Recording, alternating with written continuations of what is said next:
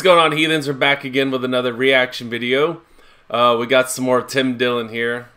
He's one of my favorites. He and Bill Burr are probably my favorite modern comedians right now. They speak a lot of truth, but in a very dark and funny way. I've done a couple of reactions to Tim Dillon already, and I had this one recommended to me recently. So we're going to check this one out, and I'm looking forward to it. This dude he's wild. So if you're new here, thanks so much for hanging out. Do me a huge favor, jump in the comment section, and please feel free to drop some more recommendations. Check the pinned comment. I'm going to leave the playlist of all the comedians that I've reacted to. And thumbs up and subscribe, please. And thank you. Let's check it out. Bring up that article I told you about this. This article, listen to this, by the way. Listen to this. This is the title. And this is called Olympian Athletes and Their Depression. Of the CNN article. Depression drove her close to suicide. Now, Olympian Raven Saunders wants to, quote, destigmatize mental health. And good for her, but the idea that she was close to suicide and then she discovered the shot put is troubling. Since returning from the 2016 Rio Olympics, her mental health had spiraled. Sitting at the wheel of her car, her mind was now drawn to a dark place from which there seemed to be no return. As she circled past a drop-off along the Mississippi Highway, the urge to veer off the road towards the towering trees below was almost overwhelming. This is nice, huh? This will be a nice montage they do. Just have her sitting in her car. They'll recreate it. They're like, can you take us through the route where you thought about driving off the highway? We want to film it. We want to have like a little compilation before you go up and lose. It was like no one really understood the pain and the challenges I was going through. Saunders, who placed 5th in the shot put. This is what I mean. If they go and it doesn't happen, it's curtains.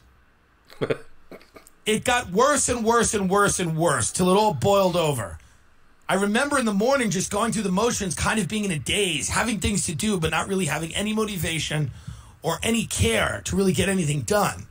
Then hopping in my car and driving and looking at that spot. A few months before, Saunders had considered how the chances of survival would be slim if someone was to drive off the edge of the same drop-off she now circled past. However, it was an impromptu text to a former therapist, really a last-ditch effort that saved her life. She soon received a response. Was it BetterHelp? Providing her with the reassurance and courage to go home and get the help she needed. Today, she's preparing for the Olympic trials in June with the prospect of her second Olympics looming. She wants to, quote, destigmatize mental health and help others who, like her, can get caught up in cycles of depression and anxiety. So these are the types of stories you're going to hear at the Tokyo Olympics. I mean, if you think, there's not going to be any more cute, like, stories where it was like, this athlete, we always knew they were special. It's going to be like, I wanted to hang myself. And then I decided that my only hope was fucking synchronized swimming. I had an eating disorder for many years where I would vomit up everything that I ate. But then I realized that positioned me perfectly to be a synchronized swimmer. And I like it because only my legs show and the rest of my body's in the water because I still can't look at myself without wanting to purge. God damn. Bro, it seems like, and I noticed this a lot on like American Idol and shit like that, and I don't watch American Idol anymore. I watched it like way back in the day. It's like they have always got to have some dramatic story to attach to them being there. Like we got to have some kind of dramatic story to get people to like you. Like why? I mean, I don't know what's going on with this girl or what's going on with this, But it's like we've always got to sell a story to people to keep them interested. It's like you're exploiting your depression. I don't know. Yeah. Bodies in the water because I still can't look at myself without wanting to purge. But I can look at my feet, and those are the only things that come out of the water. I keep them perfectly pointed. I mean, get ready for the tragedy like you have never. I mean, it's going to be, and it used to be like they were athletes, and it was like, you know, great athletes that had like worked their entire lives at being athletes. Now it's just going to be people who you're worried about and you don't think they should do. You actually go, we don't think you should go. We don't think you should do this. Like after I read that, I go, I don't know if you should do this. This might, what happens if you lose again? What happens if she comes in and this time she comes in 7th? It's back to the car. Isn't it? That's a problem.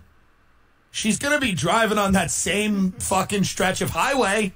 And with that said, especially in like voting competitions, like their story definitely sways votes and shit too, you know, just like something like, and like, I don't know if this shit's rigged or not, like, but there's like recently a lot of shit going on that like the NFL is rigged. I don't know. I'm not saying that I've bought into that, but you know, they attract people, they attract viewers, which makes money and shit. Just selling people's drama. It's just wild. Like we can't enjoy anything anymore without there being controversy attached to it. Problem. She's going to be driving on that same fucking stretch of highway. It's going to be sad. And now with COVID, I mean, there's going to be like some memorial in Japan to COVID, which people are still dying of COVID, by the way. Yeah, Osaka's getting ravaged. They're getting ravaged. So How what they're old going to is do this? is like, you know, like they're just going to release like, you know, those lanterns into the air and one represents everybody who is still in a hospital bed. Jesus It's going to be a very strange Olympics, I think. We don't need it. We can skip it. Who believes? No one believes that they're going to be in the Olympics, by the way. Like, no one gets, like, very few people get into the Olympics. Nobody, like, my mother was a swim coach, and I think a few of those people got to the Olympic trials. It's very, very tough to get into the actual Olympics. It doesn't motivate anybody. It might, you know, but I just don't think it matters anymore. It doesn't really matter anymore. And I don't remember the last time anyone I know has said, "Did you see the Olympics?"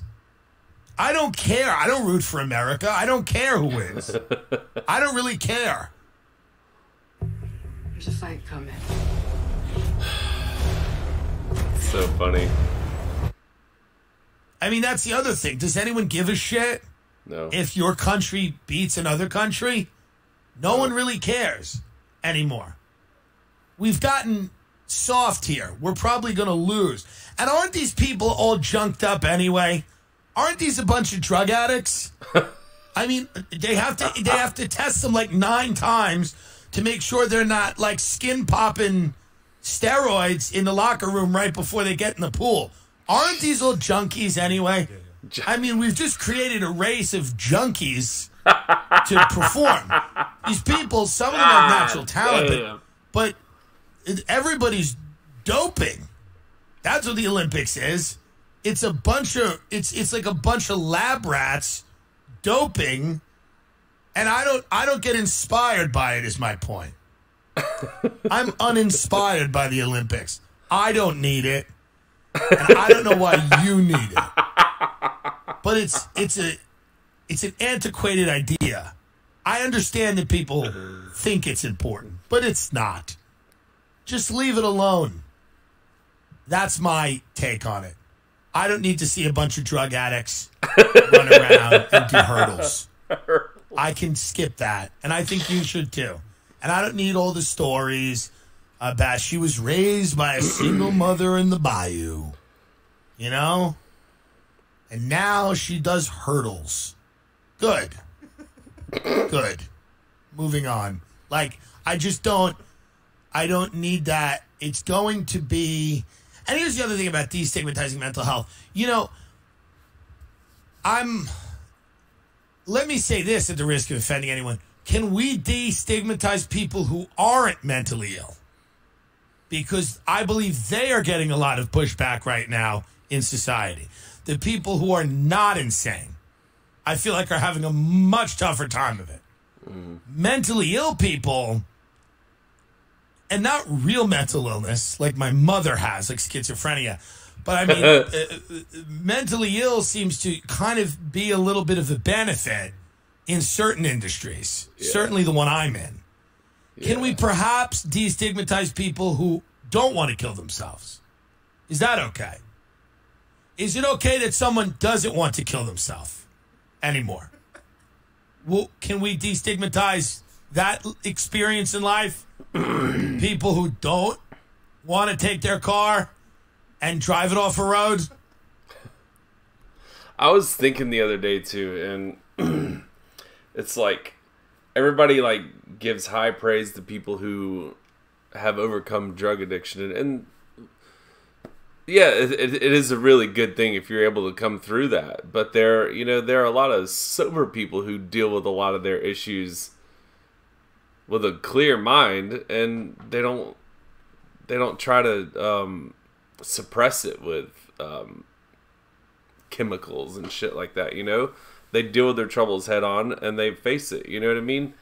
And it's, I don't know, like, I know I'm probably getting way off topic with what we're watching here, but it's like, it seems like the only way that anybody cares that you're successful is if you have some sort of drama in your life and then you overcame that. Like, can't you just be naturally successful and good at something just because you busted your ass and got it done? It's like, it's not dramatic enough. Who cares? It's like we want some drama and some fucking controversy attached to it. That's what we're interested in. We want to know that there are people just as shitty as we are. You know what I mean? I don't know. It's just some random shit that I've been thinking of. And again, I'm not trying to shit on people who've had to deal with addiction and got through it. Like, it happens to people. Some people make it out and some people don't, and it sucks. But let's not put such a fucking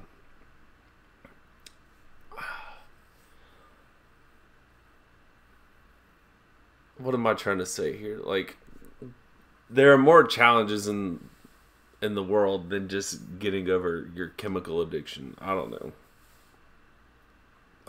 I think anybody who makes it through any kind of challenges or just starts from the ground up and goes somewhere. Like, I feel like that's a fucking challenge in and of itself, especially today, is just trying to be fucking independent and then build up from the ground up and just not rely on anybody or the system to get where you want to be, But that's just my opinion. Just me thinking out loud. Just reminded me of something. But anyway, back on track here. Want to take their car and drive it off a road? Do you think they have anything interesting to add? Everything now is about destigmatizing mental health, which I don't even know what that means. How about funding it? Give it funding and help people that are insane. I don't know what destigmatizing mental health means. And they're rarely talking about like schizophrenia or multiple personality disorder. It's always anxiety and depression. It's never any of the serious, real bipolar. It's always anxiety and depression, which can be real and can be serious. But also there's a lot of people that are diagnosing themselves off of Instagram. And they really have no idea what they have. They're fetishizing mental illness. Yes. It's becoming their identity. And they're leaning into it. And I am a person that understands this because I have a mother who's seriously mentally ill. And with all of that too, you got these fucking crazy bitches who talk about it's like they put themselves on a pedestal because they go to therapy and shit. It's like, bro, therapy is for certain people, Like, not therapy's not gonna do what it does for you. For for somebody else. Like, people have their own battles that they're fighting in different ways. And then you have these bitches who are talking about therapy is for people who have to deal with people who refuse to go to It's like, relax. Just fucking relax, bro. It's I don't know. I think a lot of these people take therapy just to try and make themselves fucking sound more superior than the people around them who don't. People who probably don't fucking need it. They need a lot more than therapy, though. They need some fucking humility. Person that understands this, because I have a mother who's seriously mentally ill. Like, real mentally ill. Like, not like she doesn't have a Twitter. They're not doing a profile, her in Rolling Stone, Chris Gethard. Like, she's actually mentally ill. It's not like a way to just put a bunch of young kids in a room and make money on them. Just she's got an actual problem. So that's my concern only. My concern is that, but no, it'll be fun. Get me some inspirational Olympic style music. Okay. I want to read this again with some inspirational Olympic. I just love on YouTube. Tim Dillon discusses birds. That traditional. From that was a good episode. I don't even remember Monkey that. sex traffickers when the bird was screaming outside. Yes. Olympic sport, music free, no copyright. Yeah. Hi everyone, Come Matt on. Barton here at Sandy Hook Promise. On December 14th, 2012. Bro, fuck you.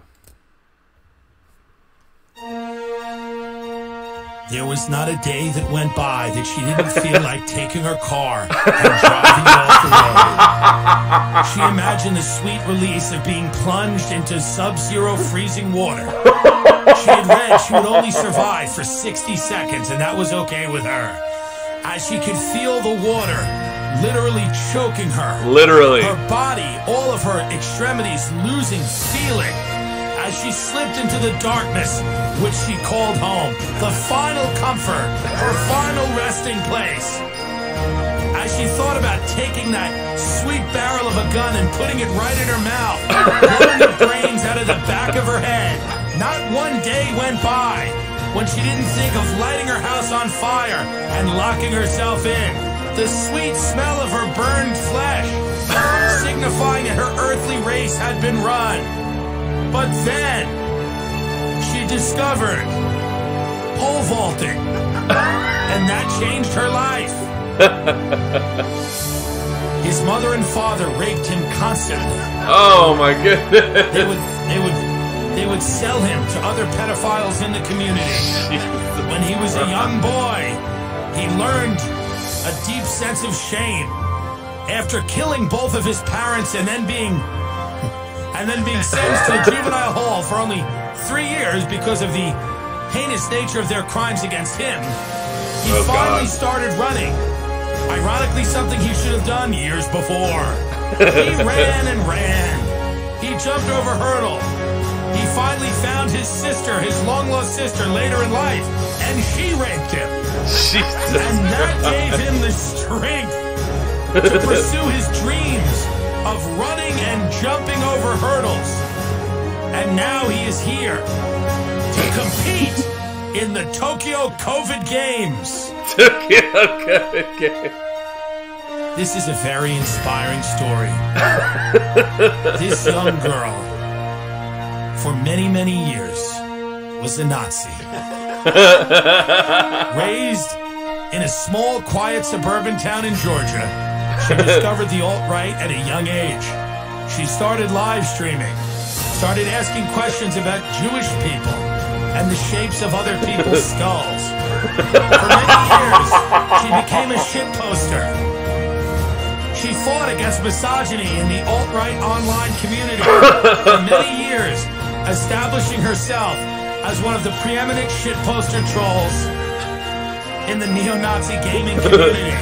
Then, she left all that behind to swim at the Tokyo Games. No longer a Nazi, though not really comfortable with everyone, different races. We did observe that. She was a little weird. My face hurts. But she's here now, leaving all that behind to be an Olympian, what she was destined to be.